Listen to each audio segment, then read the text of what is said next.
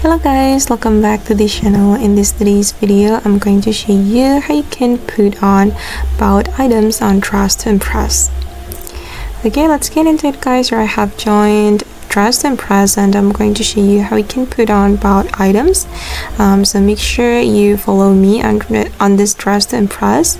If you want to if you want to put on the bought items, you can go to this room.